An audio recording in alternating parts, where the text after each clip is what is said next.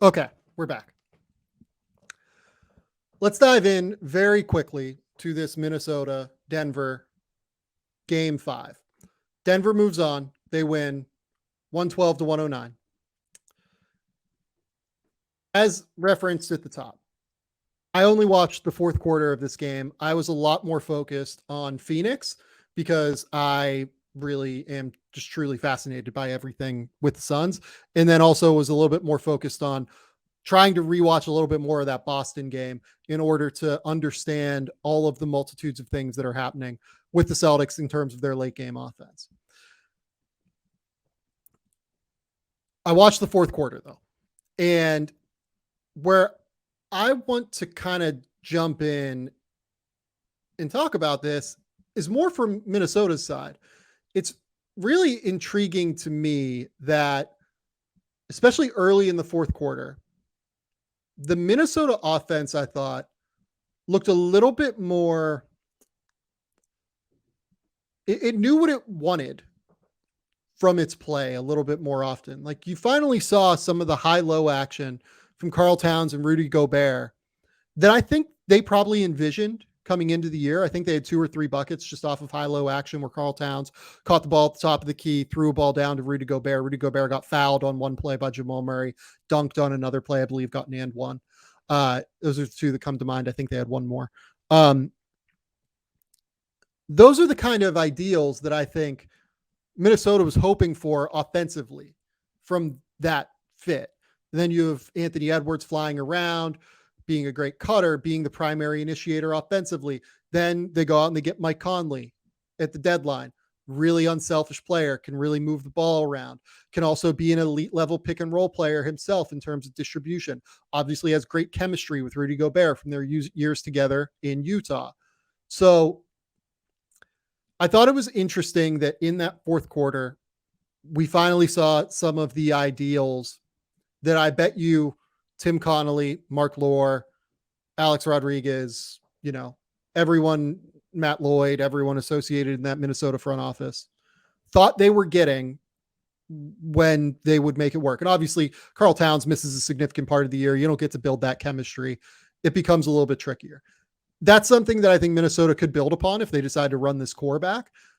Kyle Anderson is a free agent. We'll talk about their potential for, I don't know about breakup is the right terminology. I don't know if, I don't know what they're going to do. We'll talk about that at a later date.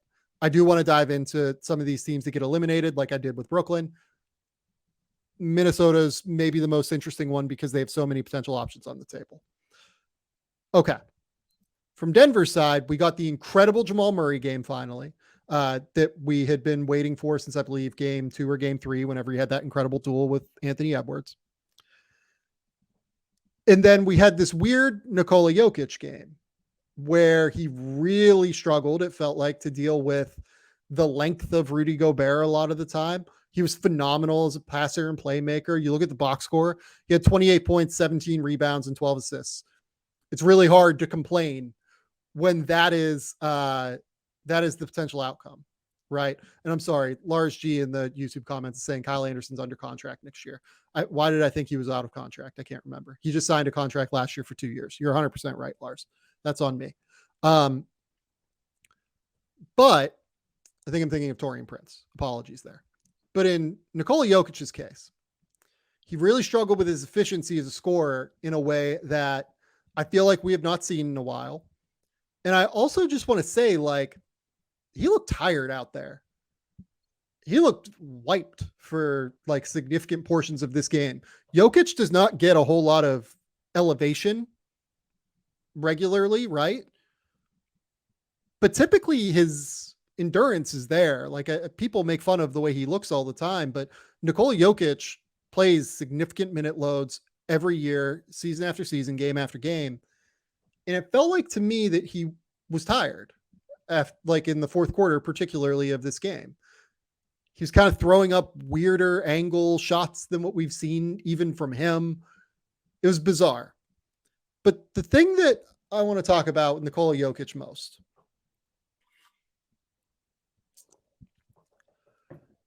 is he has been very poor this season as a rim protector. And that is the reason to me why he is not the MVP of the league. I think that his defense was exceedingly poor this season. I don't think it was, especially in the second half of the season. I thought that his defense was very, very poor, especially around the basket. And I want to point to 4 examples of what I think is happening here. And again, these are all from the fourth quarter. This is all from one quarter of an incredibly important game that the Nuggets are trying to win in order to end this series now on home turf. Don't have to go back to Minnesota. Get some rest before what will be an absolute mess of a next series. And this is the kind of stuff that annoys me, right? So like Jokic throughout the course of this season, I have felt like, especially in the second half of the season, has had this maddening habit, instead of trying to contest, to try to pick up a charge. I hate charges, but I especially don't like them when they come incredibly easy to read that they're forthcoming, right? That Jokic is going to try and take a charge here. So look at this. I believe that's Nikola Alexander Walker, gets Michael Porter Jr. on his hip. Jokic decides to try and step up to take the charge here. As you see right there, he's kind of holding his nuts, as you do when you try and take a charge. And by doing that, he peels off of Rudy Gobert without actually impacting what Nikola Alexander Walker is doing. And you're going to see here, this is just an easy lob for Rudy Gobert to go up and throw down. Stop doing this. You're going to see it again on this play here. This is going to go to Anthony Edwards here out in transition. Anthony Edwards is going to pick up this screen from Karl Towns. And here you're going to see Jokic backpedal. And he's going to stop right there and try and take a charge against one of the best athletes and like most fluid movers on the ground in the NBA. There's never a circumstance where this is going to work. Why are you trying to like sit here and take this charge instead of trying to contest the play? And look, I guess you can say that at the end of the day, he did contest the rebound, or you could just try and corral him in space and use relatively decent short area quickness in order to do it. But he doesn't do that. He tries to take, in my opinion, the lazy way out in his case. I think that is a lazy play from Nikola Jokic, unfortunately. Here, you're going to see Karl Towns get the ball in the wing in a mismatch against Jamal Murray. This is a very obvious mismatch. Karl Towns recognizes it. Aaron Gordon recognizes it. He tries to blitz and come down. I have no idea why Nikola Jokic is still on the opposite side of the paint here by the time Towns' foot hits the block, right? I just have no idea why. That can't happen. He needs to be much more available and ready to be that help defender whenever there's a very clear mismatch with your man coming down in Aaron Gordon. So you absolutely know here that Karl Towns is either going to get the ball out or he's going to go baseline. This is an easy rotation baseline, and Nikola Jokic misses it. Okay, last play here. You're going to see him back up here. Find Rudy Gobert. This is another Karl Towns drive, and he's just late. This is him just being late as a rim protector, right? He needs to be more available. He needs to be there. And the reason why I harp on this, on a day where I'm sorry, I didn't mean to do that. On a day where he had 28 points, 17 rebounds, and 12 assists, is they're about to play Phoenix. And Phoenix in ball screens will cause him all sorts of problems. They will force him into very difficult situations with DeAndre Ayton and all of the mess of shooting they have around DeAndre. Devin Booker has become incredible at taking advantage of these opportunities on drives. Chris Paul will string him out and make life harder for him. Kevin Durant will string him out, make life harder for him.